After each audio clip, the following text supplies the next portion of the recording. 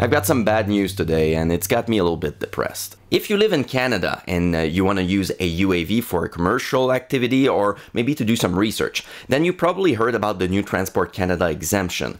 What you might not know is that it's probably not going to do you any good. You know, I made this other video yesterday where I tried to outline all of the requirements that you need to fill out in order to benefit from this exemption. And I thought I did some pretty thorough research, but it turns out I overlooked one key element. It has to do with the definition of the terms built-up area. You know, the exemption says that you can't fly closer than 9 kilometers from a built-up area. Now, I was overly optimistic when it came to the interpretation of that term. In the past, Transport Canada has not defined this term. The courts have interpreted the term in the past to settle court cases, and they decided that a built-up area is usually anything more than a single building, house, or a barn. This time, Transport Canada does provide a definition for a built-up area. You have to look pretty hard for it, though. It's in the November Advisory Circular, and don't blink. Did you see it? No, it's right there.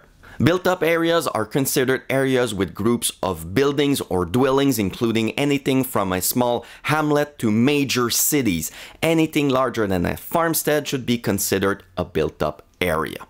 And remember, this applies to both exemption UAVs less than 2 kilograms or those between 2 and 25 kilograms.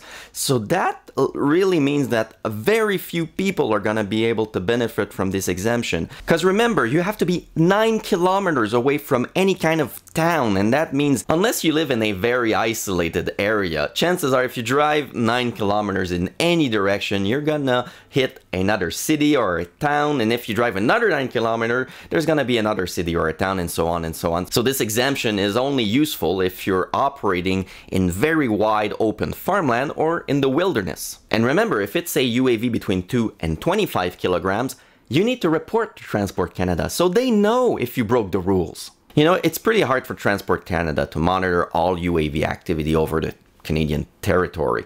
A lot of people are using UAVs commercially and doing it without a permit, and they don't have the manpower to police it. So why did Transport Canada make this exemption?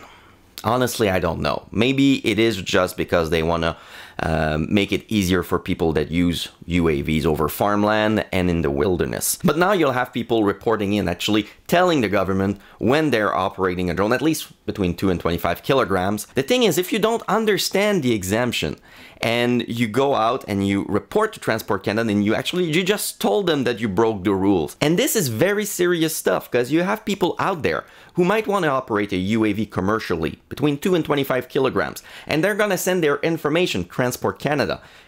And it's going to make it very easy for Transport Canada to spot who is breaking the rules and then go after them.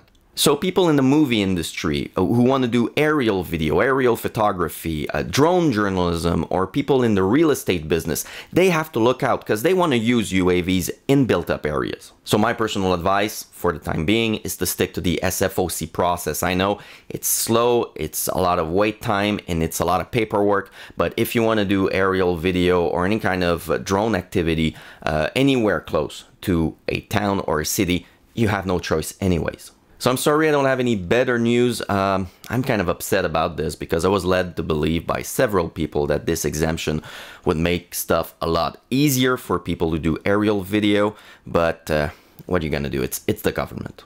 The reason I started doing these videos is because it's so very hard to find quality, accurate information on UAV regulation in Canada. Of course, the Transport Canada website has pages and pages of documents, regulations, staff instructions. I've spent days trying to sort through all of these documents and talking to experts, exchanging emails with people at Transport Canada. And hopefully these videos will help people out there so they don't have to live through the same frustrations that I did. That's enough for one day. Good luck and safe flying.